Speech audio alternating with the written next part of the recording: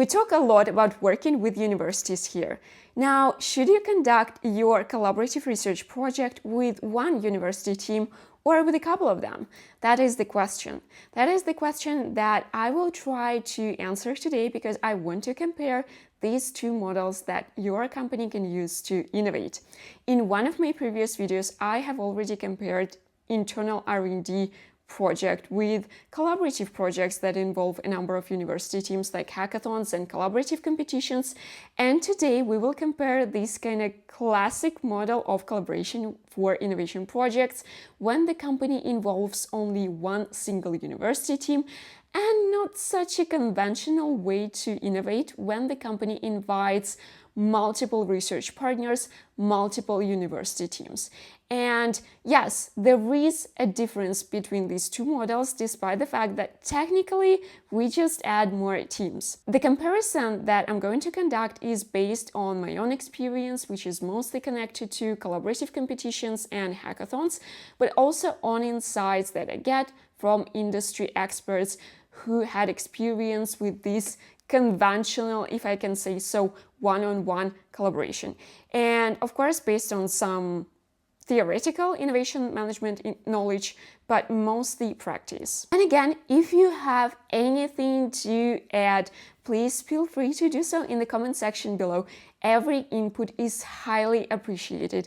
I'd be happy to hear from you about your experience, your insights, and I'm pretty sure that everyone watching this video would be happy to learn from you too. Hello everyone and welcome to my channel. My name is Lisa and I spent 5 years organizing collaborative university competitions for world well-known companies to solve their extreme innovation challenges. And now I continue my journey with the goal to foster innovation by helping different parties of the innovation process collaborate and co-create.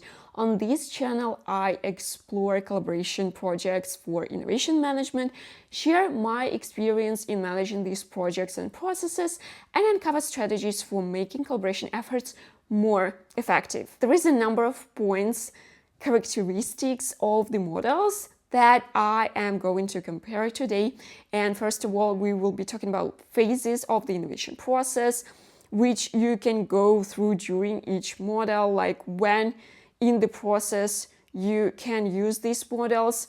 We will be talking about price, of course, we will be talking about parties involved, we will be talking about risks and kind of the general level of risk, whether it's low, high, moderate. We will be talking about intellectual property today and time that the project can take. We will, of course, discover when exactly you can use each model, in which situations, in which cases each model would work best, and we'll be talking about advantages and disadvantages of these models, of course. Now, before we get to the very first point, I just want to mention that when I will be talking about collaborative projects that involve a number of university teams, I will be talking about processes with very well-established structure. It is really important to have these well-established processes, and it is important to have a facilitator or a project manager that understands how to make it happen, who has this experience, who's been through this experience before, because otherwise you just face this risk to lose money, time, and efforts. Trust me, these projects are quite difficult to manage. Let's be real, working with one university team is already challenging enough, but when you invite a number of them, it's just much more difficult. But yeah, let's get to the very first point, which is about phases of the innovation process. And when we're talking about this classic one-on-one collaboration with university, normally it is about continuation of already running research streams. And you cannot really expect a lot from the university to develop for you. You cannot expect something very advanced because, well, yeah, that's just how the universities work. And if you get initial prototypes, something to test, that's already going to be great. And I know in some cases, what companies get from their collaboration with universities is just something theoretical, something on paper. Like, for example, this material can be developed, but here is this paper on how to do it, but companies don't really get any material. Sometimes, in some cases, you can get to a point of scaling up together, but a lot really depends on the university team you're working with. Some of them are more applied and you can really go through this whole process for commercialization with them, but it's quite difficult, and I believe that you shouldn't really expect it when you work with a university. When it comes to projects, when you involve a number of university teams, here I'd like to split them into kind of two categories. And I want to talk about hackathons first, because hackathons, they usually take much less time than like normal collaborative projects. They can take just a couple of days, and within these couple of days, what you can expect is mostly some ideas. So it's gonna get you through this ideation phase. In some cases, like, you can get first prototypes, but I don't really think that if you conduct a scientific project, you can expect something like that. If you need to develop a new molecule, if you need to develop a new material again, I don't think that you can get first prototypes within a couple of days. But for ideation, it's perfect. When it comes to collaborative projects that take longer time, and for example, if we are talking about like collaborative competitions or just collaborative projects that involve a couple of universities, here, of course, a lot depends on the challenge that you have. And with longer time, I believe that you can get to TRL 5 or 6. So you can get something more advanced. The reason, I believe, is in the nature of these projects. We invite a number of teams, even if we do not highlight that that's going to be a competition, they're still going to compete in some ways. And I do believe that it's going to speed up the process. When you invite a number of teams, there are just more chances that at least one of them will deliver your prototype. When we conducted such projects, we always had prototypes. It was a must. I cannot imagine like a project without any prototypes at the end. And yes, after some projects, companies went into scaling up with university partners that they met during such collaborative projects. Now let's discuss pricing. And from my conversations with industry experts, when it comes to the price for collaboration with one university team, it can really vary depending on the challenge that you have, depending on the longevity of the project, depending on the technology and the university you're working with. And it can be something like from $50,000 to $500,000. A lot depends on what you're looking for. Now, when it comes to collaborative projects that involve a number of university teams, here again, for hackathons, I believe that you can organize a hackathon for as little as $20,000. And when it comes to the price that you need to pay for longer projects, again, around $1 million and probably even more. That's how much it would cost you to conduct a collaborative project with a number of universities. Again, of course, you're going to pay more for involving more teams. But if we think about the outcome and what we're looking for and how these different models can operate, in some cases, you really would like to invest more money, but the return on your investments would be higher. And also just think about it, you're going to pay this amount of money, but what you're going to get is not one university team, but a number of them. You can get 5 university teams for this money, or like 10 university teams with their ideas, with their technologies, and with knowledge that they will bring to you. And when it comes to parties that are going to be involved in the process, I believe that they are more or less similar, Of course, we're talking about university teams that consist of professors, postdocs, PhD students. We're talking about technology transfer offices that represent universities. We're talking about legal departments of companies, and when it comes to companies as well, we're talking about their R&D managers, internal researchers, and product managers. If we are talking about collaborative projects that involve a number of university teams, often, like at least from my experience, what we do, we also invite some other parties. We might invite some other research organizations. We can invite labs. We can also involve companies, customers, and partners. And I believe that this makes the process more efficient and more interesting, of course. I mean, obviously, you can involve them in your one-on-one collaboration with university, but that's not going to be one-on-one collaboration anymore. Also, for projects, when you invite a number of university teams, I believe it is really important to maybe hire someone to conduct this process, to get this intermediary for the whole project that is experienced, that is going to help you to manage this whole process. Of course, if you have someone in your team who can do that, you don't need this party, but yeah, having someone who can make things work and who can be this kind of your middle chain, that is going to connect you with universities and will make it easier for you to go through this whole process, I think why not? That's definitely going to increase your chances for success. Now let's discuss risk. With one-on-one collaboration, I believe that we're talking about like a moderate level of risk, because it's quite predictable what you are going to get at the end of the project.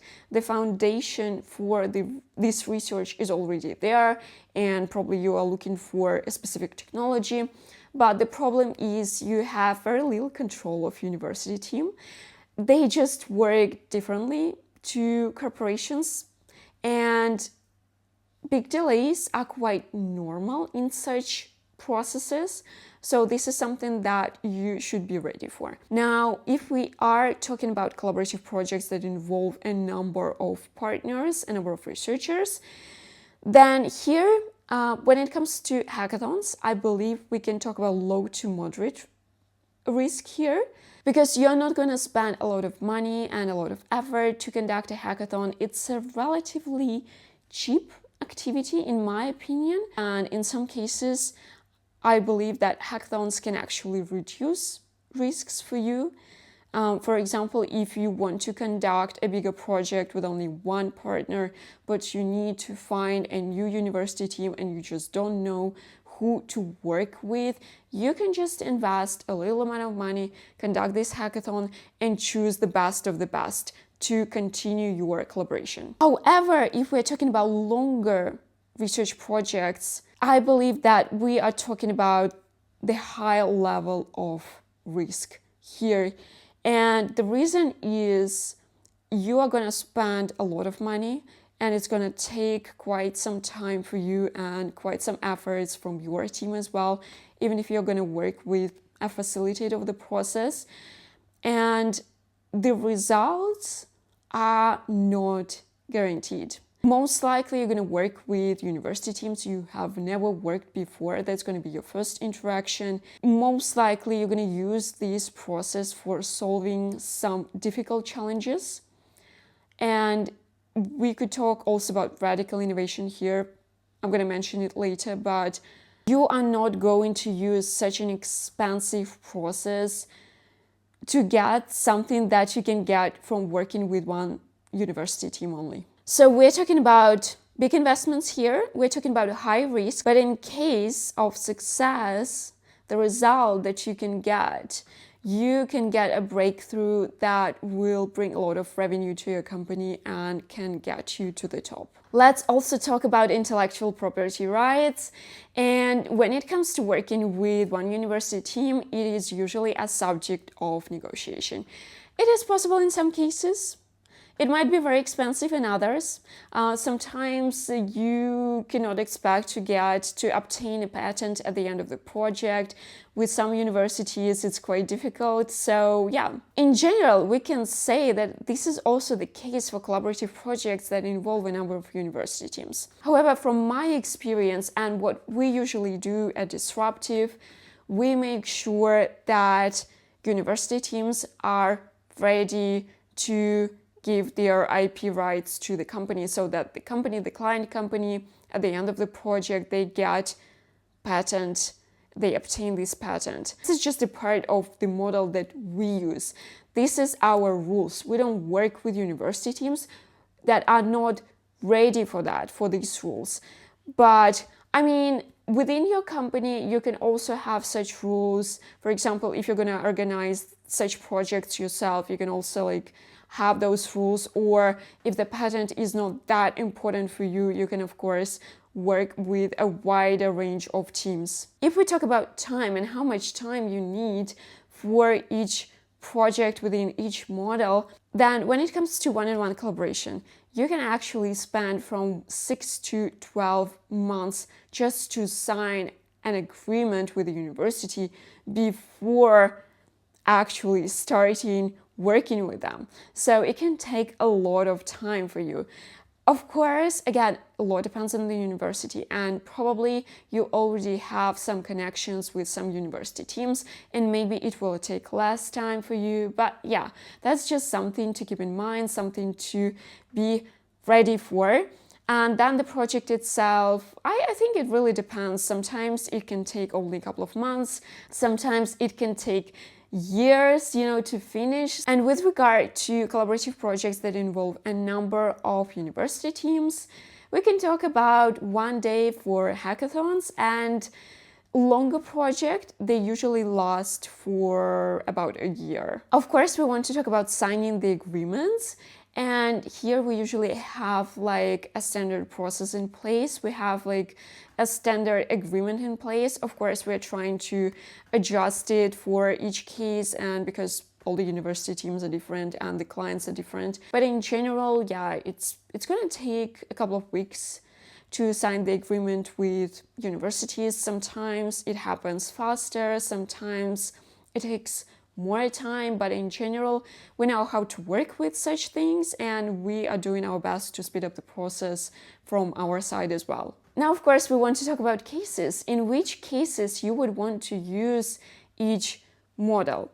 And I was reading a research paper about search breadth and depth for collaboration projects, and the authors of this paper, they conducted this research to see in which cases it is more important to involve a wider range of partners, so more partners, and in which cases it is more important to maybe involve less partners, but when the depth of collaboration is more important for the project. They concluded that when we're talking about incremental innovation, it is better to maybe work with less partners, but involve them more deeply into your process. So I believe when you want to develop an incremental innovation, it is better to work with one single university team.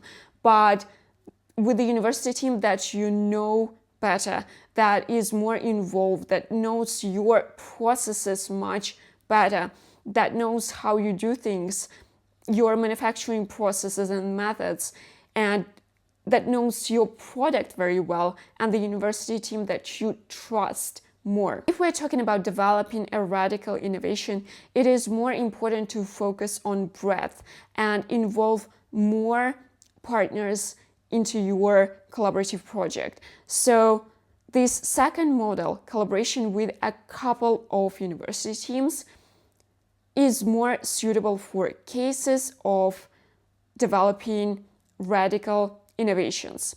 I would also add here that if we are talking about solving difficult challenges that you've been trying to solve for a while, for example, but were not able to actually solve, it is also better to go for this model of collaboration with a number of university teams as well, because you will just get more novel ideas, more outstanding ideas, and you don't really need to involve your partners that much into the process. I mean, I think it's kind of like, it does make sense, right? When we're talking about radical innovation, you're ready for big investments into new processes and into new machinery, probably. So, of course, you can get a wider range of ideas and you're ready for a wider range of ideas. It is more important to find these new ideas for you. And if we are talking about an incremental innovation, something that you just want to improve, in your current processes or in your current products, of course, it is better that the team knows how things are in your company so that they can provide the specific improvement for your specific case. So let's talk about advantages of these two different models. And if we're talking about one-on-one collaboration, here we can of course say that you are going to work with a university team that provides a specific technology that you really need, and you will be able to leverage this specific technology for your company. Such collaborative projects are also good for areas where the company doesn't have an expertise. I often give this example of when you have this primary product and you have expertise in this primary product, but you also have secondary products and you don't have that much knowledge, but you still need to innovate. And here you might just invite, for example, a university team that has this experience in this technology for your secondary products, and you can conduct a project with them. Such projects are also good because, again, they are just continuation of already running research streams that you have, and they're less risky, of course, than when you involve a big number of universities. Also, this model has been tested a number of times by a large number of different companies. So you can find a lot of good practices here and you can hear from your peers about the experience. I also believe that when you work with one partner, it's just a bit easier to establish this trust, and maybe in certain cases you have already established this trust with some universities. Like, I believe that you might already have this network of universities that you are constantly in touch with, and it's just so much easier, it's more comfortable to work with them, because we all know that trust is extremely important for innovation projects. I also think that despite the fact we are talking about incremental innovations here, sometimes we can also get a radical innovation from these processes. Like, probably we shouldn't expect too much, but in some cases, of course it's possible. Also, I believe that such projects, they provide with some hiring opportunities as well, because you, of course, establish this connection with the university team, with the university itself.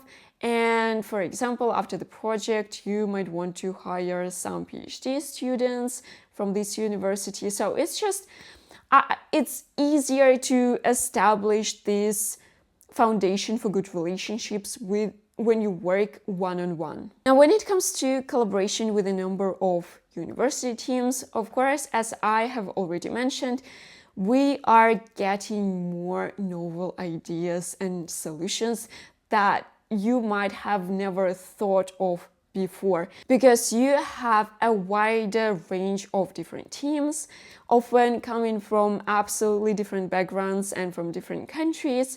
So you have this opportunity to gain these ideas, to gain this knowledge that you might use later. Of course, we can also talk about testing many ideas and hypotheses at once, because obviously when you work with another research partner, it's easier for you to test different hypotheses. It can happen faster. But when you have a number of teams, each of them is coming with their own ideas, and you can just see and they are going to test these ideas, and you're going to see which one of them is going to work, which one of them is not going to work. So you already have this kind of knowledge base on different hypotheses, and next time, even if the project is not successful, you will have this list of ideas, and you will know that we are not going to use these ideas when we're going to look for something else. So that's already helpful. Also, I believe these projects, they help you to build new connections with new organizations, again, with new universities. You're basically widening your network. And also, if you're going to work with your customers or partners in such projects, it might help you to strengthen your relationships and your connections with them too. And as we're talking about new connections, of course, such projects are a great chance to build connections with teams from adjacent areas. It's not easy to conduct one-on-one projects with teams that are not really aware of your technologies, but that could bring you new knowledge from their area. But if we're talking about such collaborative projects, when you involve a number of teams, it's easier to kind of embed these teams from adjacent areas into the process, and they will understand your technology, your product easier and better by collaboration with other teams as well. And you would not need to spend too much time to explain them how it works, And yeah, it's just great, again, because they will be able to provide these breakthrough ideas, these unconventional ideas from their areas for your project, for your challenge. Also, such projects by themselves are an opportunity to try novel collaboration models that are going to enhance your company's innovation culture. This model does have certain additional cultural benefits. Of course, I should also mention that usually such models, they combine collaboration and competition, whether you want it or not, whether you're specifically focused on collaboration or specifically focused on competition. Still, these two parts, they're gonna be there. And universities are going to collaborate, but they're also going to compete. And combination of these two factors, they're gonna speed up the whole process. So you're going to get your result faster. And teams will have this additional motivation to adhere to deadlines. So there will be less chances for big delays. And when it comes to hackathons, for example, I believe they have lower risks, and you can get quick results for ideation at least, and you can quickly acquire some knowledge from these teams that you're going to work with. And for other projects, I believe we can get results, even in terms of prototypes, really faster. But we should also mention disadvantages, of course. And if we're talking about one-on-one collaboration projects with universities, we should talk about difficulties with commercialization and scaling up. Again, universities are focused more on publishing, not on developing things, solutions, products that can be brought into the market, and they might not understand industrial needs, and they don't really like to talk about making changes in their technologies, in their solutions that are needed in order to bring their idea, their solution to the market. So they prefer to stick to what they have done before. Also, again, it's difficult to just manage collaboration with them. It's difficult to get what is needed for the company from them. They're not really good team players, so you will just feel these difficulties. We're also talking about legal agreements here. A very painful topic for many companies. Again, just to remind you, it can take up to a year to just sign the agreement with the university to conduct a project. We should also mention difficulties in communication, of course, lack of responsiveness. And I also think that it might be difficult to find the right team to work with, especially if we're talking about some new technologies and the teams that you have connections with are not going to be suitable for this case, and you would need to find a new team. And I believe that there is a chance that you are not going to find the right team straight away. And again, we should of course mention risks, and sometimes you may spend a lot of money and time in vain and do not get the result you're hoping for in such projects. And of course, we should mention difficulties with time frames and big delays here. For companies, often it is really important to get the solution as quickly as possible, but it's not always really possible when you work with university teams. Of course, we should talk about costs. In some cases, especially if you're working with top universities, you're gonna spend more money, not always for good. And yeah, IP ownership, it's not always that you can agree on obtaining a patent at the end of the project. Now, when it comes to disadvantages for collaborative projects that involve a number of university teams, of course, at some point we can talk about all the disadvantages that I have just mentioned, but because I said at the very beginning of the conversation of this video, I mentioned that we're talking about well-established processes. Here, of course, there might be less disadvantages, because if you have this well-established process, it might be easier to work with a number of teams than to work with one team. But in general, I still have to mention that it is more difficult to manage such projects. You would either need someone who has this experience in managing such processes, or it's gonna be quite painful for you. And I would suggest that if you don't have anyone to conduct such processes, to not conduct them, or conduct like on a smaller scale. And of course, we're talking about inherently higher risks for such projects. Again, because usually we're solving more difficult problems, we are looking for radical innovations here, and it's just more difficult to make such innovations happen. It's more difficult to solve problems that you've been trying to solve and you were not able to solve before. And here we of course have some trust issues, which is also a disadvantage for such projects. Talking about investing more money and time and efforts of your team into such projects. So obviously the risks are higher and we have quite low predictability of the result. It is difficult to say what we can get at the end of this process. And of course, we should mention costs here. It is really expensive to conduct, especially if we are talking about longer processes. You're going to need a lot of money. So again, it's definitely not for every case. And of course, as such projects usually involve new teams that we have never worked before with, there are more chances for us to get an incompetent team on board. There are more chances to get a competent team as well, but still there is this balance. Of course, we can get rid of some teams that are not going to work well with us, that are not going to do well for us early in the process, but still, like, we just have to mention all the risks. Okay, what else? What else? I might have forgotten something. So please feel free to share your opinion. Again, it is highly appreciated.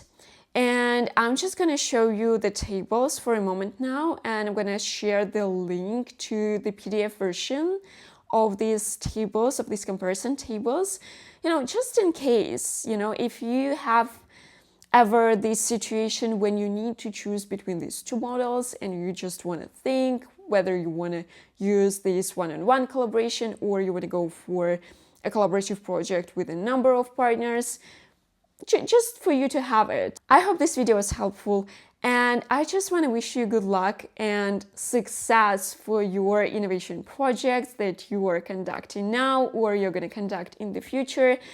If you have any questions, please, again, feel free to ask them in the comment section below or just text me on LinkedIn. I'd be happy to help. I'd be happy to answer these questions, and I hope to see you next time with the next video, and have a good one.